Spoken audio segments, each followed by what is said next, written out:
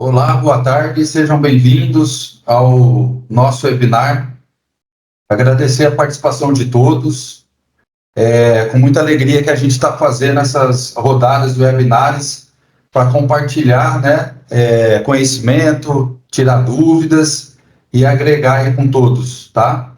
Eu estou aqui com o Amarildo e o Davidson do escritório Ventura, né? Na verdade, é a Ventura Group, porque é um grupo de empresas aí preparado para apoiar todos os empreendedores, todas as pessoas físicas, né? Todas as empresas, em todos os temas aí que eles vão estar explanando para vocês, eles vão falar um pouquinho mais. Eu sou o Érico Mazzini, sou diretor comercial da Controla Finanças, e o nosso objetivo aqui é agregar valor, trazer conhecimento e ajudar vocês no entendimento aí desse mundo tributário nosso. O Amarildo, ele tem um tempinho pequeno, né, Amarildo, de experiência aí, você vai falar para o pessoal. Então, eu vou passar a palavra aqui para o Amarildo, ele vai falar um pouquinho da empresa, do Ventura, o Davidson vai falar um pouquinho depois também, e aí a gente entra no tema do nosso webinar. Obrigado pela presença de todos e vamos em frente. Amarildo, é contigo. Tá ok, obrigado, Eric. Bom, você falou de contar um pouquinho, né? Contando a história, a semana faz coisa de 15 dias, já se completaram 45 anos de experiência aqui no escritório, né? Então, é uma vida dentro do trabalho da contabilidade, por isso eu consegui aí agregar tanto conhecimento no dia a dia de tanto tempo executando aí, né? Comecei lá em 1979, né? Tem muita gente que a gente conhece que também tem essa experiência de começar lá como mirim, né? Como a gente usava os termos. E hoje aí eu estou numa empresa que nós aí temos mais de 50 funcionários, que era um objetivo meu aí há um tempo. Sempre falei para o meu filho, olha, o meu sonho seria gerar emprego para pelo menos 50 pessoas dentro, mas não são 50 pessoas, são 50 famílias, né, que a gente gera emprego aqui dentro da nossa estrutura da agora Ventura Group, que é um conjunto de empresas que temos aí para prestar um serviço para a sociedade em várias áreas que a gente trabalha, né? Legal, Amarildo. O Davidson, quer falar um pouquinho aí do Ventura Group, antes do Amarildo começar a explanação sobre o tema do nosso webinar? Vamos lá. Bom, meu nome é Davidson Souza, né? Sou filho do Amarildo Ventura. Hoje eu estou na parte de diretor estratégico da empresa. Então, eu comecei há 16 anos atrás, nessa jornada junto com meu pai, vim me formando em ciências contábeis, depois fiz GFCA, gestão financeira, controladoria e auditoria, e especializando uma parte de liderança, trabalhar bastante na liderança. E de 2019 para cá, nós viemos virando um pouco a chave do escritório, saindo um pouco daquele escritório padrão, né, de gerar somente impostos, enviar ao cliente, e começamos a partir para um lado mais de assessoria, tanto em parte de recursos humanos, tributário e até mesmo para marcas, né.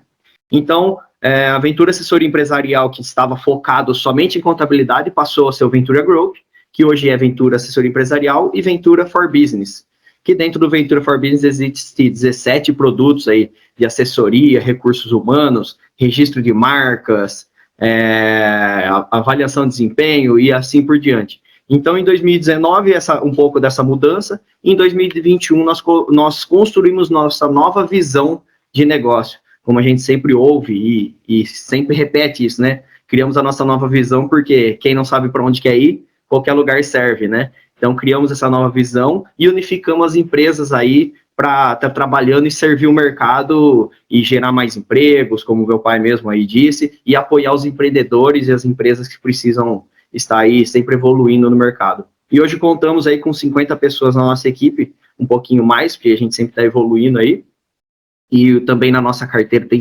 mais de 500 CNPJs aí ativos. E sempre quando a gente fala em questão do que é nosso diferencial, eu sempre destaco o nosso diferencial como a equipe em si, porque a nossa equipe é especializada e eles estão buscando ali constantemente o autodesenvolvimento que está dentro dos nossos valores do mercado. Joia? Legal. Assim, nós estamos já há bastante tempo vivendo uma transformação digital em tudo, né? Até o próprio governo ele está vivendo essa transformação digital. E aí, falando um pouquinho de transformação digital, já entrando na questão do imposto de renda, a gente tem um desafio muito grande na área nossa, né? Até aqui na área da própria controla de gestão financeira, controladoria e finanças, que é o profissional de hoje, ele está antenado com as tecnologias, né? Com inteligência artificial, cloud computing, porque eu vou dormir com conhecimento de como eu tenho que gerar informação para o fisco e posso acordar com aquela tecnologia já ultrapassada. E hoje, por exemplo, Marido, você vai falar um pouquinho aí, você concentrando lá no GovBR, põe o teu CPF, ele sabe de tudo, né? Até da tua vida, né? Então, nesse mote daí, falando um pouquinho, estamos vivendo na era da transformação digital. Vamos entrar na questão do nosso webinar do imposto de renda. O imposto de renda para empreendedores, que é o tema, né? Então, vamos falar de pessoa física, um pouquinho de pessoa jurídica, e vamos passar um conteúdo aí do que é importante para quem está nos assistindo. Dentro desse vasto tempo que você tem de 40 anos, você conseguiu ver a cada década essas ondas de evolução tecnológica, né? Da questão do imposto de renda, né? Eric, você falou agora há pouco sobre o Gov, né? Onde, quando você acessa o site da Receita Federal, ali você tem concentrado muitas informações, que essas informações são repassadas, né, todas pelos próprios contribuintes, né, tanto para as pessoas jurídicas como para as pessoas físicas. Então, quando a gente fala de pessoa jurídica, né, o CNPJ, ela basicamente tem as mesmas condições hoje. A Receita Federal, ela recebe nas mesmas condições que recebe as informações das pessoas físicas, né? Então, na pessoa jurídica, você tem as notas fiscais eletrônicas, as empresas têm as suas obrigações acessórias que repassam, os bancos passam para a Receita Federal informações, da mesma forma como também são repassadas essas informações pelas pessoas jurídicas ou físicas obrigadas ao cumprimento de uma obrigação, que leva tudo isso concentrado dentro da base da Receita. E ali, basicamente, você tem, vamos dizer assim, uma meia-vida sua já contada através de terceiros para a Receita Federal. E aí é onde nós temos que ter os cuidados para trabalhar com essas empresas e com essas pessoas físicas, né? Aí vem as questões tributárias envolvidas nas informações que são passadas pelos contribuintes à Receita Federal. E dentro das pessoas jurídicas, né? Fazendo um comparativo com a pessoa física, que são os temas aí que a gente vai discutir, vai trocar umas ideias, né? A pessoa jurídica, ela tem a sua formalidade, né, de contribuição, como você contribui para o fisco, né, em relação a essa obrigação, da mesma forma como a pessoa física tem. Então, a pessoa jurídica, ela tem uma forma de escolher um regime tributário para apurar os seus impostos a serem recolhidos.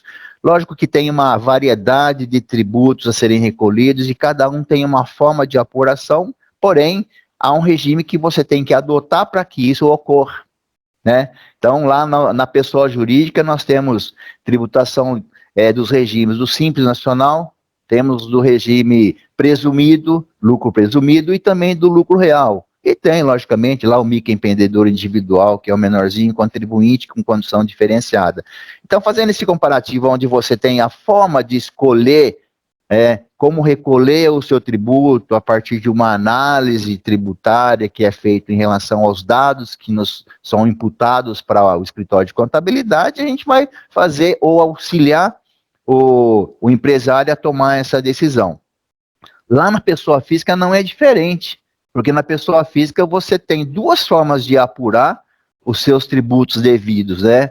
Seria através da declaração simplificada e através da declaração completa. Então, se você for analisar os dois, a jurídica e a física, seria mais ou menos isso aí. Aqui você tem como escolher de uma forma e aqui você tem como escolher de outra forma, e dentro dessa forma escolhida, você vai, logicamente, escolher aquilo que te aplica melhor para você pagar menos imposto de uma forma correta, vamos dizer assim, né? E não querendo fazer algo de errado porque o governo próprio te dá essas condições aí, entendeu? Então, assim, Gui, é um esboço inicial para a gente poder bater um papo, e aí as perguntas vocês podem continuar fazendo, e que eu vou esclarecendo para vocês durante o nosso bate-papo aí, Érico.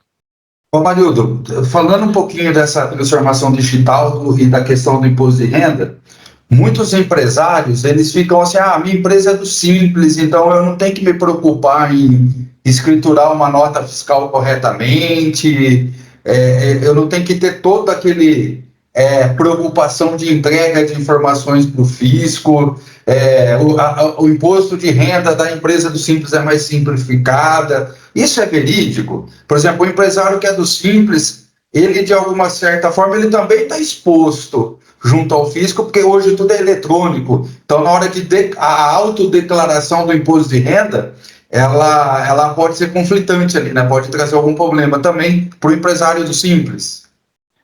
Com certeza, até porque o seu CNPJ é igual ao CNPJ de qualquer outra empresa, então ela está na base da Receita, na Secretaria da Fazenda, e ali toda a documentação eletrônica que vem aí, a questão de tecnologia, né, que são as notas fiscais emitidas, estão tudo na base. E hoje qualquer escritório de contabilidade, para fazer todo o registro contábil de uma empresa, você não faz como antigamente a gente fazia escrituração manual. Hoje a gente usa a tecnologia e a gente imputa todas essas informações.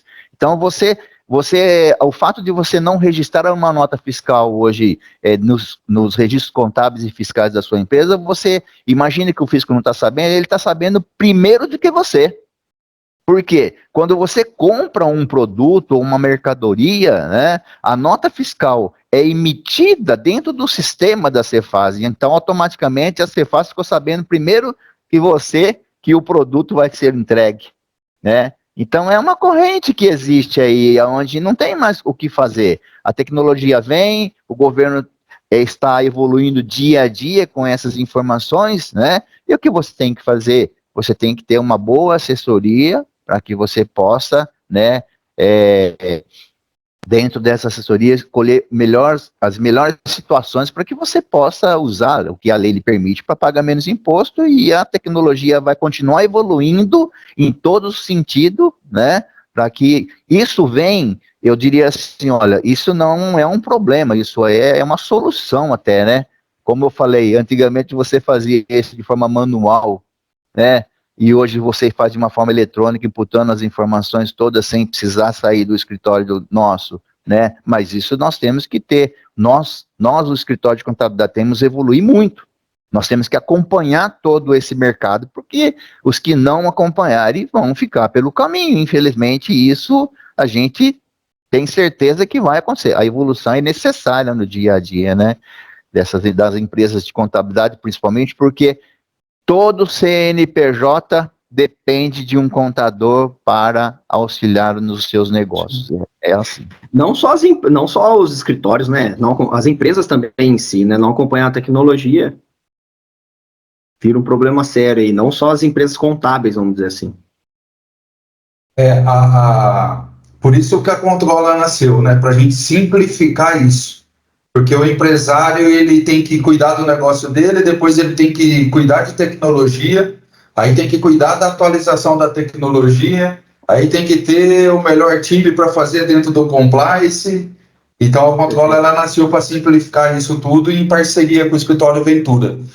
Agora, uma coisa importante, nesses 40 anos que você faz imposto de renda, o que você pode falar para quem está nos assistindo? Para as empresas de lucro real, por exemplo, a gente tem oportunidades hoje que eu vejo que muitas empresas não trabalham essas oportunidades, né, de pagar menos imposto. Por exemplo, nesses 25 anos de experiência que eu tenho, eu vi uma coisa básica, a empresa não fazer depreciação dos bens, que a gente sabe que ali aquela depreciação ele vai pagar menos imposto. E também tem os erros. Então, eu queria que você desse ali só um resuminho para a gente, falando em empresas de lucro real.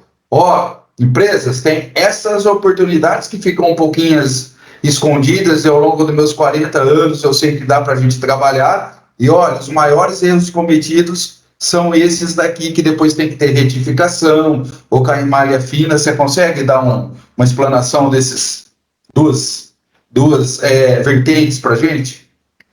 Eu preciso de umas 2 horas para falar disso, pode ser? Não, resuma. Vamos jogar, só deixar um melzinho na boca de quem está assistindo a gente e depois eles pedem uma reunião com a gente. Com relação à observação que você fez, vamos lá, o lucro real. Então, o lucro real entra dentro do regime tributário e dentro do nosso escritório, nós atendemos as empresas do lucro real, do lucro presumido, do Simples Nacional. Então, é uma avaliação que precisa ser feita, né? Então, você citou a depreciação, mas para o lucro real, eu sempre digo assim para as empresas que têm, vamos dizer, a necessidade de mudar de regime. Olha, isso seria uma oportunidade. Mas a primeira coisa que eu converso com o meu cliente sobre isso é organização, né? Ela tem que ter uma organização interna para proporcionar para a gente, né, condições de fazer um trabalho que vai lhe trazer um resultado futuro, né? Então, isso é essencial. Não vou optar por lucro real se a empresa não tem uma organização interna que nos dê essa condição, porque, como a gente sempre fala assim, muitas vezes é dar um tiro no pé, tá? Então, uma empresa que vai escolher o regime do lucro real, quais são essas empresas? Qualquer uma empresa pode optar pelo lucro real, não há nenhum problema, né? Se ela enxergar essa oportunidade. E aí, a gente tem que verificar por que uma empresa vai ser optante pelo lucro real. Ela tem o motivo da obrigatoriedade, quando ela tem um faturamento acima de 78 milhões de reais e ela se torna uma empresa obrigada ao lucro real. Até então, ela não é obrigada, né? Ela pode optar pelo regime do lucro presumido, mas o que leva, então, além da obrigatoriedade, a forma de opção do contribuinte de fazer a opção, ela vem em decorrência do negócio dele. Então, ramos específicos, né, de atividade leva, por quê? Porque ele tem uma margem muito pequena no negócio dele. Ele pode ter um volume grande com uma margem pequena, então isso, com certeza, é uma empresa que pode optar pelo lucro real, mas para isso é necessário fazer a avaliação. Então, para você ter uma ideia, comparativo, como a gente fala lucro real, a gente tem que analisar imposto de renda e contribuição social numa primeira linha, né? Dentro do lucro presumido, numa atividade comercial, a Receita entende que a presunção de lucro sua é 8%. O lucro efetivo da sua empresa é mais do que 8%. Então, aí que vem a avaliação que tem que ser feita para fazer esse diagnóstico e saber se realmente é viável ou não o lucro real para a empresa, né? Então, tem que ser sempre assim, cauteloso na decisão, né? De ter elementos, não adianta querer colocar a carroça na frente do burro, como diz o ditado. Faça uma avaliação direitinho, com tempo, com cautela, e aí você faz a mudança com clareza e com certeza de que isso não vai ser um problema, e sim uma solução em termos de elisão fiscal, que é o que você busca dentro do seu negócio quando se fala em termos tributários. Tem um caso muito interessante, Érico, que um cliente recentemente chegou em nós no escritório e falou, fui orientado a abrir a empresa já direto no Simples Nacional, vou começar agora a comprar os ativos dela e só vou começar a operar ela em outubro. Eu falei, tá, tudo bem. Quanto que você vai comprar aproximadamente de ativos? Aí ele falou, vou comprar aproximadamente 1 milhão. Eu falei, legal. Eu falei, se você tá falando que a sua atividade vai começar só em outubro ou novembro, porque ele também vai fazer investimento em uma obra, uma construção, para esse negócio.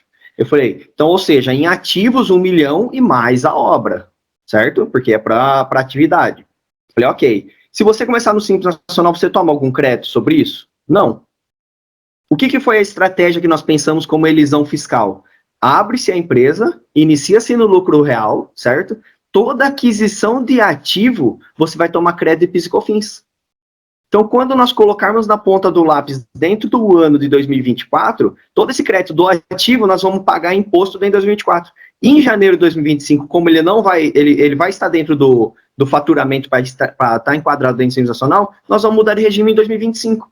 Então, todo o crédito tributário do ativo nós vamos utilizar para compensações, mediante a medida provisória de ativo mobilizado, e em 2025 ele torna-se do Simples Nacional pagando uma carga tributária adequada dentro das linhas, das faixas lá. Só dando uma explicadinha sobre isso.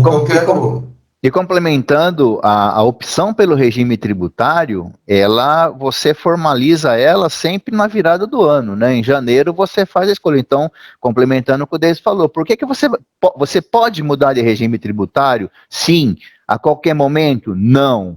Existe um momento certo que a lei lhe permite. Então, empresas do Simples Nacional, vai para o lucro presumido a hora que você quiser? Não, mas tem os momentos de obrigatoriedade de mudança de um regime, mesmo que dentro do curso do ano, né? Eu estou com uma empresa optante pelo Simples Nacional, lá em setembro, com faturamento de 5 milhões, não excedeu o limite para sair do Simples e ir para o lucro presumido, porque você pode manter-se no Simples Nacional durante o ano, quando a sua receita não ultrapassa 20% dos 4 milhões e 800. E aí você, se você chegar em setembro com 5.320, agora tem que fazer a conta, né? Aí você tem a obrigatoriedade de mudar de regime a partir de quando? O mês seguinte. 5.400 e alguma coisa disso. Então, fazendo a conta aí, vai me ajudar. 5.420. Isso. O que é importante, e eu quero ressaltar que, assim, a gente assessora há 25 anos empresários, pequenos, médios e grandes. E há muito tempo já, que o empresário ele tem que entender o seguinte: a contabilidade ela tem que ser estratégica para o negócio dele. Ela não pode ser uma lançadoria e gerador de guia de imposto. Então, com toda essa tecnologia que a gente está vivendo, com todo esse cerco que o governo está fazendo, assim, está muito próximo de só o cara que realmente faz gestão sobreviver. Porque não tem mais jeitinho, não existe mais essas coisas, entendeu? E a guia do imposto de renda, de qualquer outro tributo, ela vai chegar. Então, o que é importante a gente aproveitar aqui? E o empresário que aquela pessoa que está lá no almoxerifado, lançando a notinha dele de compra, ou aquela pessoa que está lá no faturamento ou no financeiro, aquela pessoa já está ajudando a fazer o imposto de renda dele. Não é mais eu mando para o contador analisa, isso daqui eu lanço dessa forma no imposto de renda, essa dessa forma. Ou vocês vão fazer todo um trabalho de análise, de orientação, mas esse trabalho ele é eletrônico hoje, igualzinho você falou um pouquinho antes, Amarildo, que você citou. Você falou, eu puxo as notas pelo Cefaz. Então... Quando você fala de imposto de renda e se trata de pessoa jurídica, vamos mudar um pouquinho os termos, porque assim, hoje basicamente a gente diria assim, não existe um imposto de renda mais de uma empresa, um CNPJ, existe informações, obrigações acessórias que são repassadas, né? Antigamente chamava-se imposto IRPJ, né? Imposto de renda pessoa jurídica, hoje não.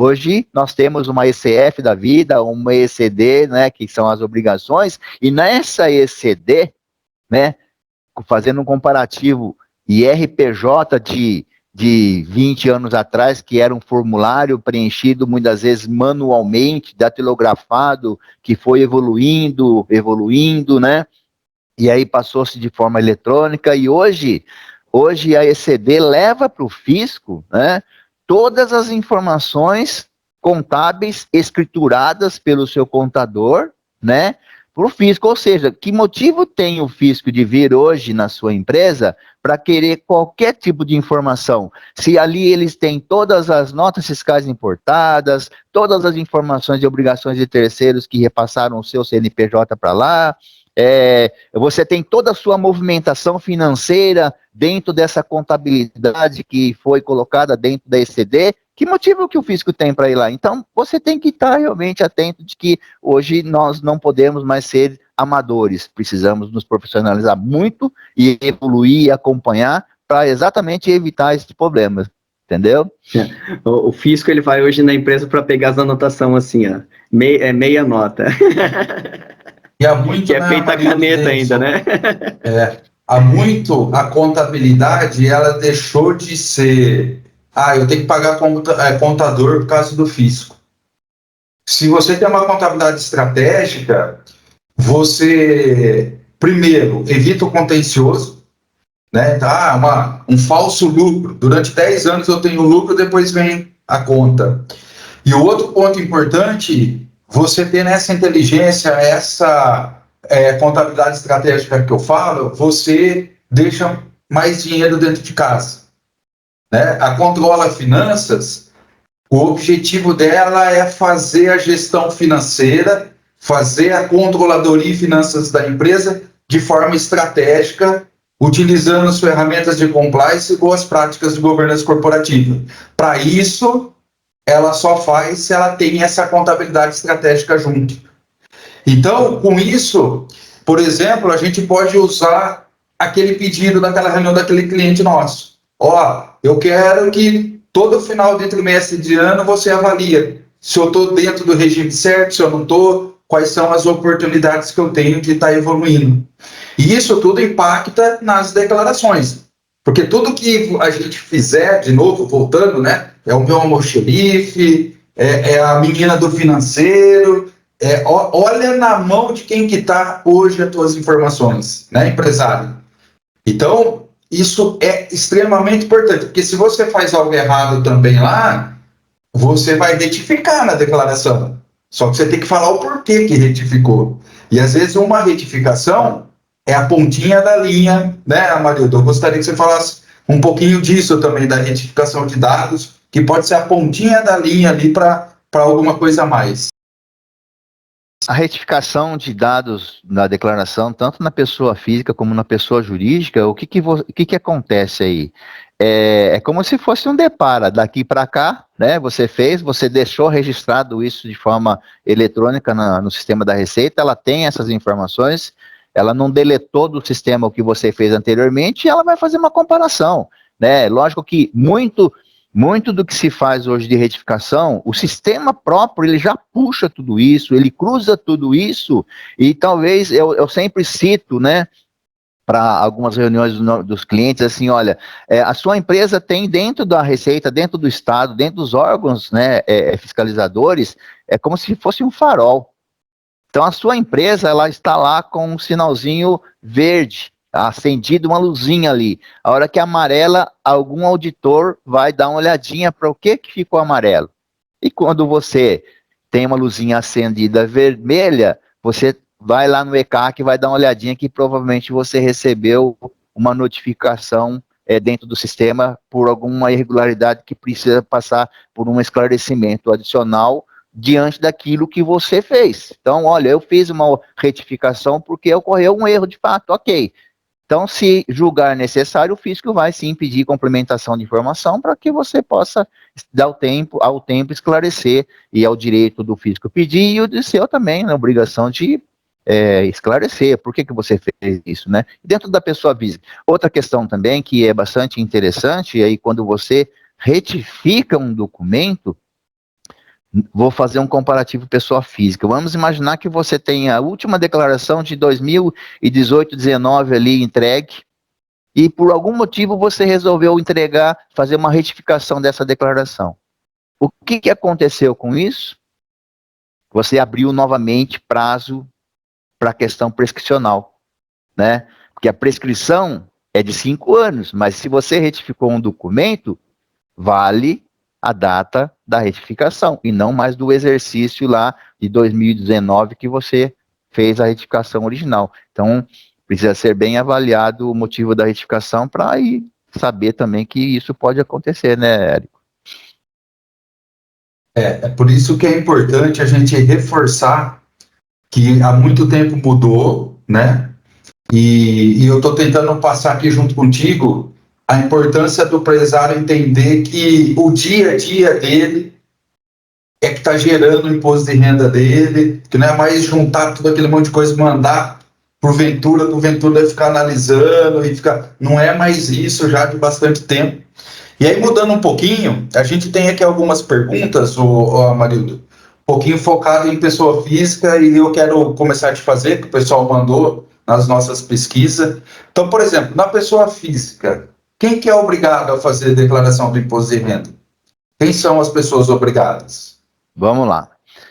Declaração de pessoa física, existe uma legislação, lógico que sempre no período que antecede o início da entrega das declarações, vem a Receita Federal, ela edita uma instrução normativa que vai trazer todo o conteúdo e essas obrigações vão estar lá dentro da instrução normativa, tá? Então, hoje, na instrução normativa anterior, última agora, quem está obrigado? Então tem, logicamente, uma infinidade de situações que pode acontecer, mas eu vou colocar de uma forma mais simplificada para vocês aqui. Então, os pontos principais.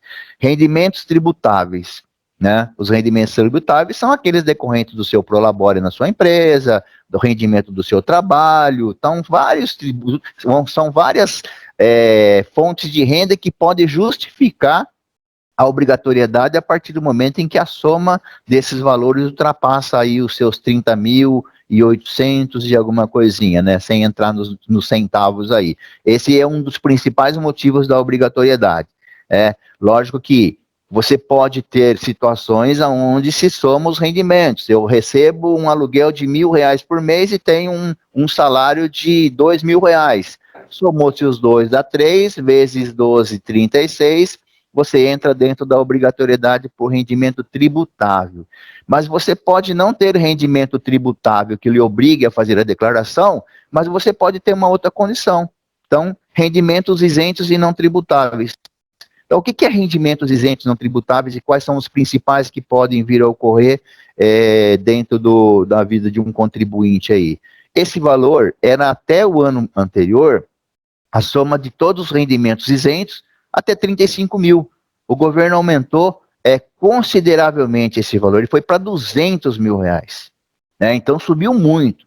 E pela experiência que a gente tem, quais são esses rendimentos que podem acontecer? Então, geralmente ele vem de rendimentos de caderneta de poupança, e soma-se também, inclusive, os rendimentos tributados exclusivamente na fonte, que são aqueles em decorrência de aplicações financeiras, investimentos em bolsa de valor, esses rendimentos também se incluem, mas o principal que a gente identifica aí na vida do contribuinte, principalmente aquele público que a gente atende aqui, pessoas físicas que recebem heranças ou doações, tá? Às vezes falece alguém na família, vem a partilha dos bens, esse total supera os 200 mil, ele por conta disso, ele está obrigado a declarar. Como que o fisco vai saber isso? O cartório lavrou a partilha, o inventário dos bens, ele informou a Receita Federal, e se você se jogar esperto e não querer fazer, a Receita já tem essa informação.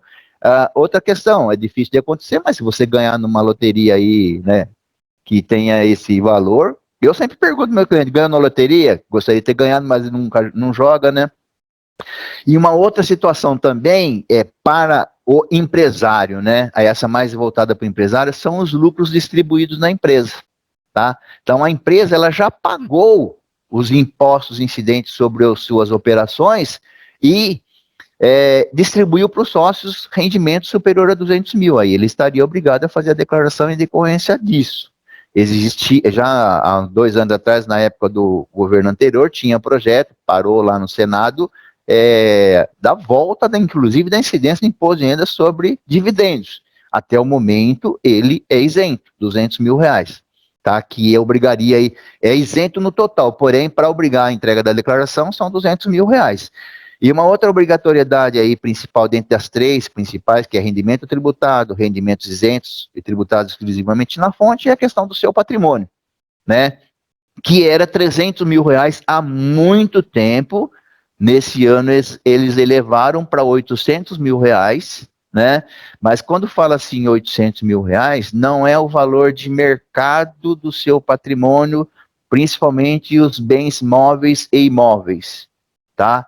é o valor o qual consta dos documentos, né, da ocasião quando você adquiriu. A sua casa pode valer R$1 milhão, mas há 10 anos atrás você pagou 200 mil. Então é isso que tem que ser levado em consideração para fins de análise da obrigatoriedade, que esses são os 3 principais que você teria aí essa necessidade de prestar conta para o leão, né? Depois aí, logicamente, entra outras situações também que precisaria ser avaliada a cada caso. Agora, nessa questão, Amarildo, você falou, eu tenho que ir lá e declarar, por exemplo, meus rendimentos. Ok, eu acho que isso mais ou menos o pessoal... Fora os rendimentos, o que mais que eu preciso declarar, por exemplo, numa pessoa física? Gasto médico, quais tipos de gastos? Assim, dá um resuminho para a gente que a gente tem que pôr nessa declaração. Na declaração de imposto de renda é um conjunto de informações, né? Então, o que é declarar imposto de renda? Declarar só assim uma abertura desse ponto para deixar claro para o contribuinte. Muitas vezes a pessoa não sabe por que eu declaro imposto de renda. Então, você está declarando, primeiro, por obrigatoriedade. Segundo, para fazer um ajuste, né? Então, você está prestando conta para o governo em relação à questão da obrigatoriedade, né? Então, o que eu vou constar da minha declaração de imposto de renda? Lógico, aí existe uma sequência ali, você tem que declarar quais são os seus dependentes econômicos, né? Aí tem as regras para isso, filhos até 21 anos, de 21 a 24 tem que estar cursando faculdade, a sua esposa entra como dependente também, aí a sua esposa, se ela estiver trabalhando, ela provavelmente não é viável constar como dependente por conta de os rendimentos se juntarem aí dar imposto a pagar. É comum as pessoas perguntarem, mas eu posso colocar o meu pai como dependente na minha declaração de imposto de renda? Não há nenhum impedimento, porém os rendimentos que ele tem também deverão estar oferecendo a tributação em conjunto com os seus rendimentos, tá?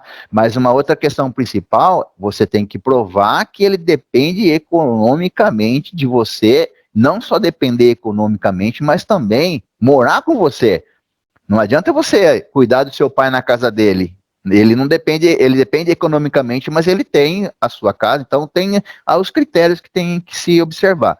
Mas aí você tem que coletar todas as informações de rendimentos, identificar quais são as origens, se é do trabalho, se é de aluguéis, quais são os valores ali para fazer compor a declaração. Identificar os rendimentos isentos e não tributáveis que eu acabei de falar, né? Se teve alguma situação específica de herança recebida, uma doação de família recebida. Depois você tem que declarar também todos os pagamentos que você realizou durante o ano, né? Então, que pagamentos que você vai declarar? Principalmente as despesas médicas, despesas relacionadas à saúde, que são dedutíveis na declaração. Então, é médico, clínica, hospitais, plano de saúde. Temos aí as despesas também com instrução de filhos, né? São as principais que se utilizam, mas você pode, por exemplo, ter uma previdência privada, um PGBL, que você pode utilizar parte do seu investimento nesse tipo de aplicação para deduzir no imposto de renda.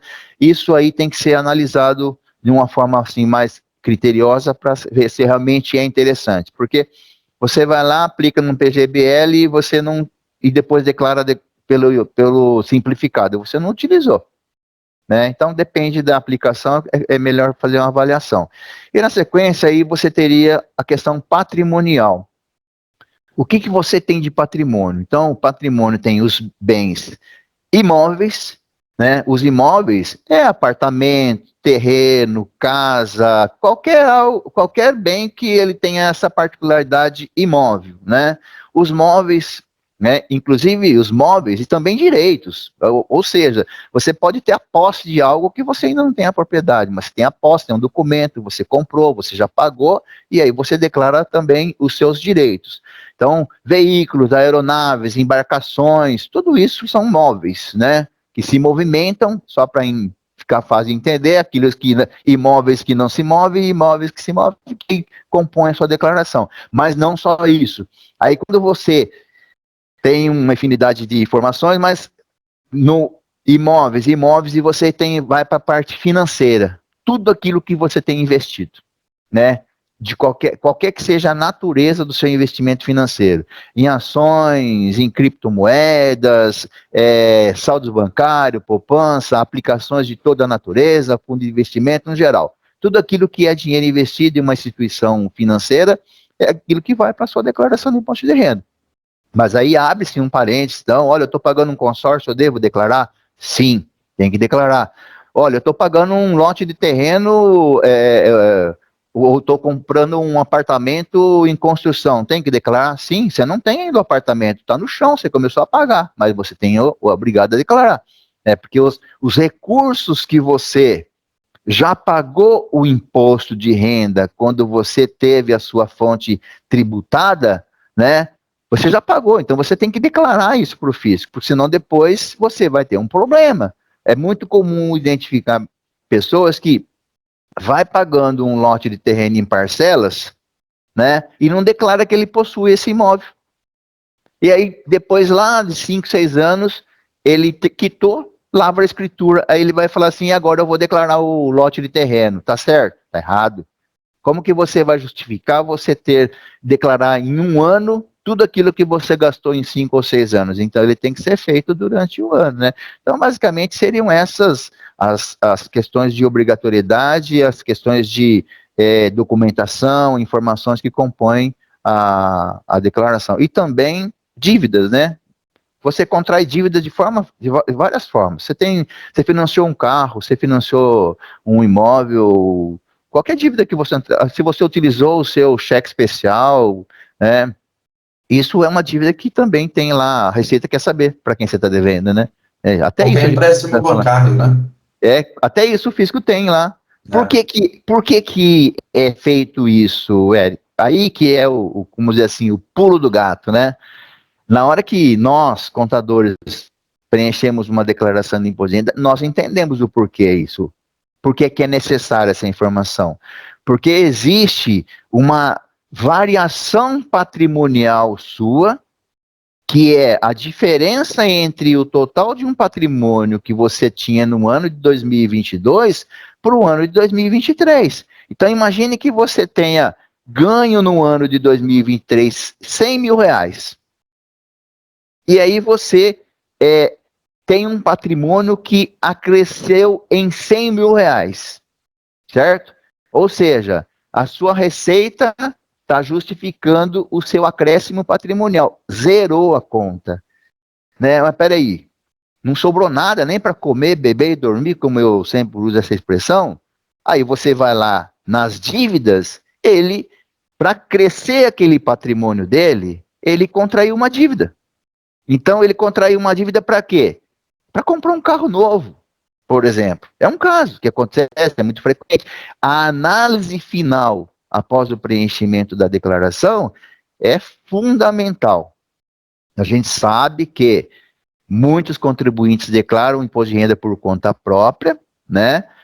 Talvez não façam essa análise. Alguns, logicamente, têm sim conhecimento, mas muitos, às vezes, simplesmente senta à frente de um computador e preenche como se fosse um formulário qualquer. Aquele que você vai no médico lá e algum procedimento, você tem diabetes, você tem isso, sim, não, não, sim, e vai indo, vai preenchendo. Preencheu, entregou. É a mesma coisa em imposto de renda, as pessoas fazem isso, preenche e entrega. Lembrando que hoje tem a declaração pré-preenchida, né? Que é declaração pré-preenchida, bastante interessante fazer uma observação aí, Deilson, com relação a isso e o que nós estamos identificando, né? Então, eu tenho o nosso procedimento interno aqui de utilizar, sim, a declaração pré-preenchida. Imagine o que vai acontecer nos anos seguintes, tá? Com relação à pré-preenchida. Talvez a gente não vá ter que preencher mais declaração, mas nós vamos fazer uma consultoria em relação às declarações. Vai mudar um pouco, porque o governo está trazendo tudo, né? Já importando, e aí fica para a gente fazer a análise final, né? Talvez não seja 100%, porque tem muita coisa que precisa ser de forma ainda digitada, analisada no documento ali. Mas a declaração pré-preenchida, o que eu tenho observado, né? A gente faz uma entrevista com o cliente para trazer todas as informações que precisamos aqui para a declaração, fica 1 hora conversando com o cliente para saber dele, tirar as informações, que muitas vezes ele próprio não, ele esquece de algum detalhe. E nas declarações importadas agora, a gente tem observado contas de banco que o cliente não informou e que está lá na declaração importada, tá? O Deus presenciou hoje à tarde, conta de banco que o cliente não sabia que tinha dinheiro na conta, estava lá, e não era pouco, né, Deus? E não era pouco, ela não pode ouvir essa eliminar nossa, que ela serviu até para exemplo. Você imagine, eu falei assim, Mas nesse caso ainda foi bom, né, Marildo? Porque tinha dinheiro. Já pensou o cara puxar uma conta que não lembra e ter dívida? E isso talvez não vai acontecer, mas foi muito interessante. Foi muito interessante de eu chegar no cliente e insistir. Olha, eu vou insistir com você. Você não tem uma conta em tal banco? Não tenho. Eu falei, então, pois você vai lá, eu vou te dar o número da conta, porque o banco informou para a Receita tá aqui, ó, na minha mão. Vai lá e você vai ver. Ele falou assim, não é que tinha mesmo? Eu falei, então, aí vem, por exemplo, despesas médicas, essas coisas, principalmente da saúde, as pessoas jurídicas da área médica são obrigadas a apresentar um documento que chama de MED. E aí, quando faz essa informação para a Receita já joga automaticamente na sua declaração. Aí você traz uma nota de R$100 de uma despesa médica aqui, a Receita está sabendo que você teve 5.000. Olha só. Os cartórios, eles informam a Receita Federal as transações imobiliárias, né? E você vem aqui e fala para mim, você não comprei nada. Eu falo assim, mas eu sei que você comprou. Agora, deixa eu aproveitar que você está falando isso, eu vou abrir, tem uma pergunta interessante aqui. A pergunta é o seguinte, você trabalha normal e tem sua renda formalizada, né? Que é o lerite, quando você é CLT, prolabora, quando você é empresário. E aí a pergunta é o seguinte, recebo dinheiro na minha conta PF de alguns trabalhos. Eu corro risco? Eu preciso declarar? Se eu tenho que declarar, qual que é a tributação disso e como que eu declaro isso? Porque mediante a tudo isso que você está falando, então assim, primeira resposta, quem fez a pergunta, corre risco. Se você está trabalhando, só uma pessoa física, trabalho no Ventura, CLT, bonitinho, eu recebo, e a minha conta está movimentando porque eu faço alguns freelas de final de semana ou à noite. Está entrando dinheiro na minha conta. Então eu estou correndo risco, mediante o que você está falando, certo? Ok, bom, vamos lá. Mensurar risco. Dependendo de valores, o risco é pequeno, é baixo, tá? Mas que você deve de oferecer a tributação por físico, sem sombra de dúvida, porque todo o rendimento do trabalho, independente da natureza dele, ele é tributável perante o fisco. Então você tem que oferecer, juntando isso às demais receitas que você tem, e ali você vai fazer, no preenchimento da declaração de imposto de renda, oferecer a tributação, como eu falei lá, é uma declaração de ajuste. O quanto você vai pagar de imposto depende desse conjunto de informação. Então, você pode ter três fontes de renda de R$20.000 cada uma. Em cada fonte pagadora dessa, você não pagou R$1 de imposto, porque não atingiu dentro daquela tabela que o fisco nos impõe para poder pagar mensalmente imposto, você não pagou nenhum real. Mas quando você junta as três, 60 mil, você cai numa faixa de tributação de 27,5%. Lógico, tem uma parcelinha a deduzir, tem um cálculo que tem que ser feito ali, tá? Mas você tem que oferecer a tributação para você regularizar isso, né? O risco que eu diria para você é pequeno porque às vezes o freelance é coisa muito banal, pequeno e tal, mas quando isso interfere lá na evolução patrimonial sua, opa, é aconselhável você procurar o contador para você ter uma orientação sobre isso aí, tá? Como que você vai regularizar isso? Né? Você tem duas formas. Uma, se o valor for inferior àquela tabela progressiva mensal, eu vou colocar um exemplo de R$2.500 aqui, tá? R$2.500 até aquele valor, basicamente você não está obrigado a fazer um recolhimento mensal. Então, até R$2.500 por mês, quando você for fazer a declaração em março, abril e maio do ano seguinte, você coloca lá, tem um campo, serviços prestados para pessoas físicas, ou seja, ele prestou serviço para pessoa física, então ele está oferecendo a tributação. Se ele for fazer uma prestação de serviço de freelance para pessoa jurídica, a pessoa jurídica ela é obrigada a fazer a retenção do imposto. Ah, não fez a retenção do imposto. Por que não fez? Porque não atingiu. Mas aquela fonte pode informar para a Receita Federal. Mas aí eu vou ter que considerar aqui como se fosse um freelance sem ser para pessoa jurídica, né? Então você oferece ali. Agora, vamos imaginar que num determinado mês você tenha feito um serviço extraordinário de 50 mil reais.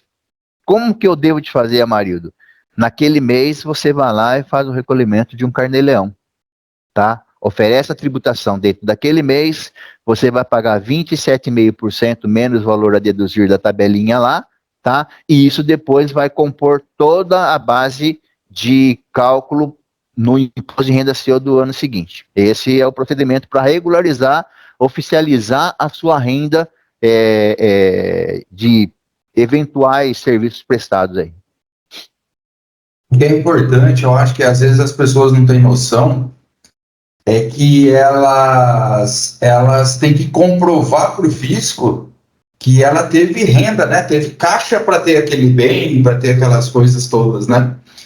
E aí, às vezes, a pessoa ela ganha lá o salário dela e ganha um bom dinheiro por fora, não declara. Em algum momento o fisco vai falar, opa, como que ele tem um carro se a renda dele declarada não comporta esse carro, né?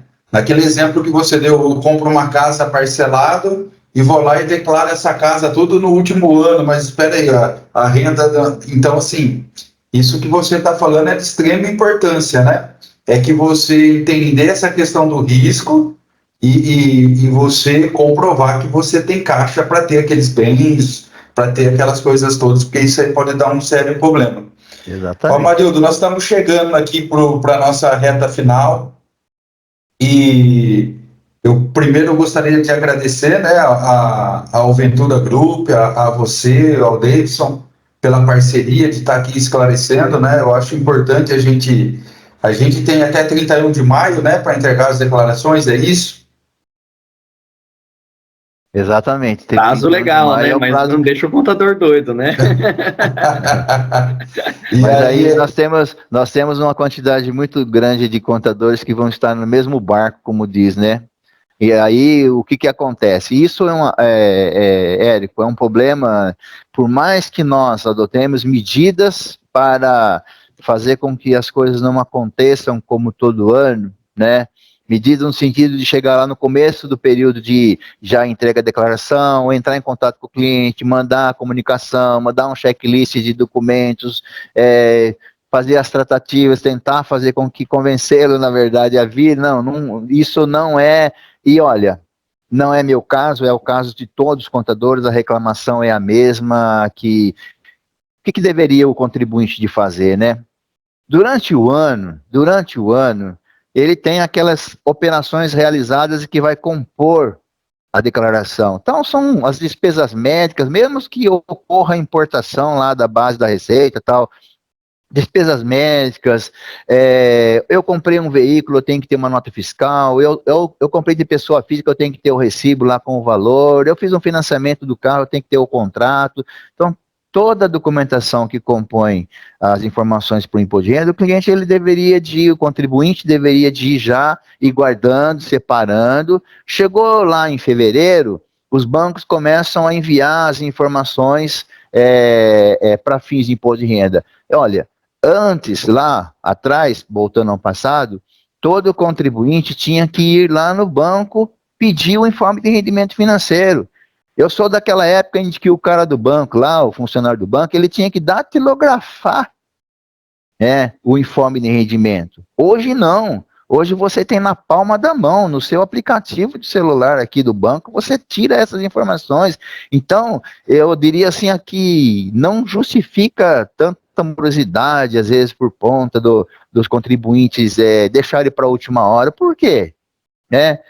Existe risco você deixar para a última hora? Não, e olha, se você não consegue fazer a sua declaração de imposto de renda em tempo hábil por um motivo de saúde, por exemplo, que justificaria, mas você está obrigado a fazer a declaração de imposto de renda, entrega ela em branco, como a gente usa o termo, entrega, com o tempo você faz a retificação direitinho, aí já você resolve o seu problema. Por que você tem que fazer isso? Porque senão depois você vai ter penalidade, que é a multa pela entrega fora de prazo, né?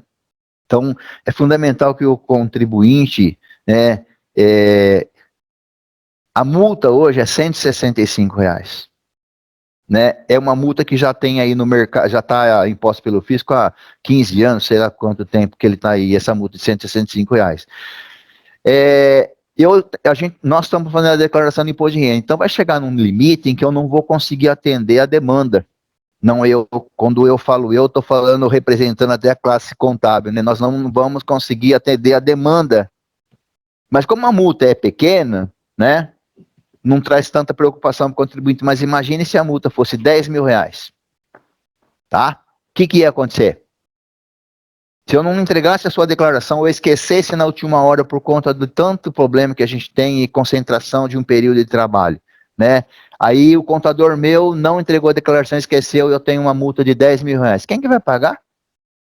Então, essas são as questões que precisam ser, o contribuinte ter consciência, né? Então, a gente sempre fala assim, olha, não se faz do jeito que deveria porque a penalidade é muito pequena. Se fosse maior... Então, quando a gente pensa que dentro do ambiente nosso do escritório, de uma pessoa jurídica, que se você tiver uma obrigação para entregar no prazo e você não entregou, a penalidade dela tem penalidade mínima. Na pessoa física também tem uma evolução do valor, mas na pessoa jurídica o impacto é desastroso, dependendo da situação, né, Davidson? Você sabe disso. Na pessoa física, você pode ter uma multa por falta de entrega de declaração até o limite de 20% do imposto que você deve. Então, se você deve R$ 500 de imposto, ok, 20% dá R$ 100. Mas e se for um contribuinte que deve R$ 100.000, 20% dá R$ 20.000. Aí o contador trabalha 75 dias e depois chega no final por um problema, às vezes interno, que isso pode acontecer de tanto volume de trabalho, ter que arcar com uma multa de 20.000 é justo, né? Então, legal, não vamos deixar para a última hora, né? É isso. Ô, Davidson, você quer dar uma palavra final em nome aí do Ventura para a gente se despedir do pessoal? Só acrescentando, acabou de subir uma mensagem aqui da Receita Federal, ó. Atualização, estão aguardando recepcionar 45 mil declarações. Milhões. Já foram entregue, 45 milhões. Já foram entregue 20 milhões de declarações. Não foi nem 50% e já foi 60% do prazo ou mais, né? Você vê a proporção. Sim. Na primeira semana de declaração, já tivemos aí mais de 5 milhões de declarações entregues. Quem são esses contribuintes? São as pessoas que têm única fonte de renda, né? Que muitas vezes faz por conta própria, tá? Ele não vê a hora de liberar lá o programa e já fazer a entrega. Essas são as pessoas que entregam de cara. Dali para frente, é as pessoas que têm duas fontes de renda, que têm uma maior complexidade, a gente sabe disso, e é esses que têm que ter essa consciência de que precisa se organizar em relação à documentação para poder fazer isso um tempo mais tranquilo, sem ter condições de se reunir com o contador, trocar uma ideia, falar assim, esse é o melhor caminho, não é, né? Porque senão a gente não tem tempo nem para isso. O nosso trabalho o principal trabalho nosso seria esse, de orientar o cliente, conversar com ele, trocar ideia e tal. Não, aí a gente não tem a oportunidade porque não tem o tempo. Sim, né? Show de bola. Pode falar, Deus. Bom, agradecer também o pessoal aí que ficou com a gente essa 1 hora de live aí, de webinar, né? Trazendo tanto conhecimento que o Amarildo trouxe aí, as conversas, as perguntas também.